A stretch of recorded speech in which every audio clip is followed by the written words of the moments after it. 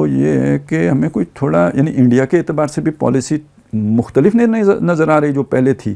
یعنی اگر ہم دیکھیں کہ جو پرویز مشرف صاحب نے یو ٹرن لیا تھا تو اس کے بعد انڈیا کی طرف ہم نے کبھی کوئی ایک وہ پچھلے 2 سال یعنی وہ 20 کے لگ بھگ وہ جو جہاز گرایا تھا ہم نے وہ ایک تھوڑی ہاسٹیلٹی جو ہے نا وہ نظر آتی ہے.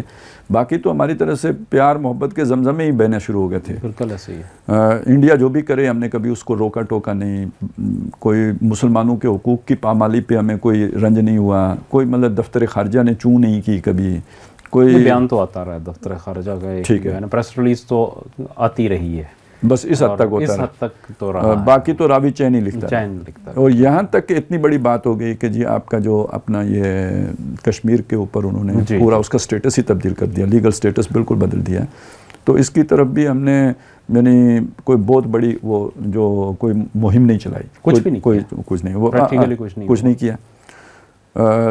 لیکن یہ کہ اب ذرا اس اعتبار سے اگر ہم دیکھیں تو پہلی بات تو یہ ہے کہ نئے چیف صاحب جب ایل او سی کے دورے پہ گئے تو انہوں نے جو بات کہی وہ ذرا مختلف ہے.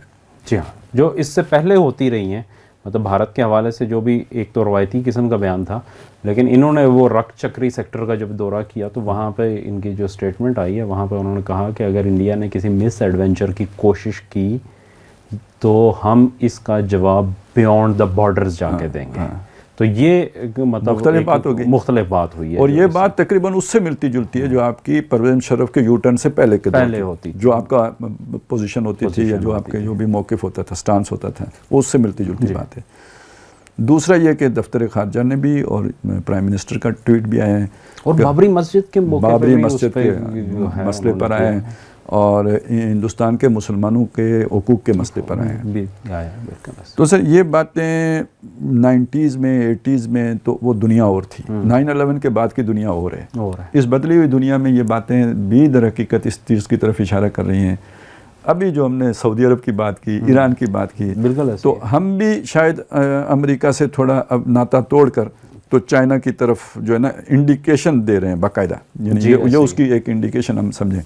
تو یہ پالیسی شفٹ بھی ہے, ہم کہہ سکتے ہیں کہ ایک اور یو ٹرن. خالد صاحب اس میں کچھ چیزیں اور ہیں, مطلب اگر آپ دیکھیں کہ ہماری چونکہ فائنینشیل اس وقت تھی تو آپ کو یاد ہوگا کہ آج سے کچھ عرصہ پہلے, یہ جسے رجیم چینج کہتے ہیں, اس سے کچھ عرصہ پہلے کی بات ہے کہ ہم نے کچھ بارو کیا ہوا تھا سعودیہ سے, ٹھیک ہے, اور وہ سعودیہ نے اچانک ہم سے ڈیمانڈ کر لیا تھا, تو پھر ہمیں دوبارہ چائنا سے لے کے تو وہ دینا پڑا.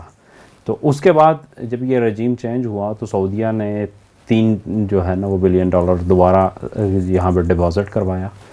اس دفعہ انہوں نے اس کو ایکسٹینڈ کیا, اور ابھی جو ہے یہ چل رہی ہے سعودیہ کے ساتھ کہ وہ مزید $1.5 بلین جو ہے نا وہ پاکستان اسٹیٹ بینک کے پاس مزید ڈپازٹ کروانے کے ان سے مذاکرات چل رہے ہیں. تو یہ بھی ایک جو ہے وہ شفٹ ہمیں اس میں نظر آ رہا ہے کہ وہ پہلے کی جو باتیں تھیں وہ اب بدل رہی ہیں.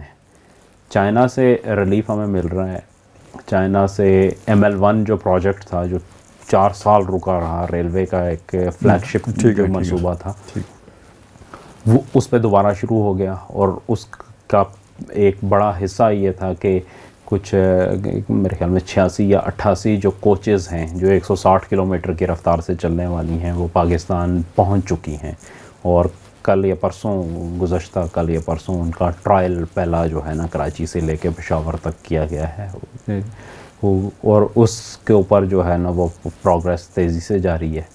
اچھا, اس قسم کی جو چیزیں ہیں یہ یقیناً بہت حوصلہ افزا ہیں کہ اب ہم اس سے نکل رہے ہیں.